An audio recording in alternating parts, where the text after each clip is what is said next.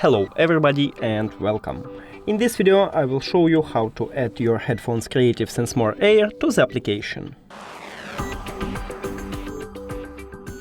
You have to start by open settings, then go to Bluetooth or connected devices if you have Android.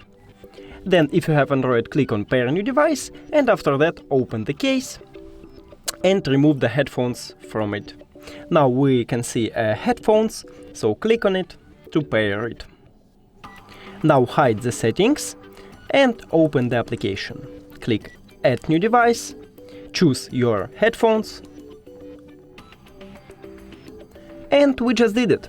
Thank you for watching this video. If you found it helpful, please consider subscribing to channel and leave the like on the video. It's really important to us. See you later!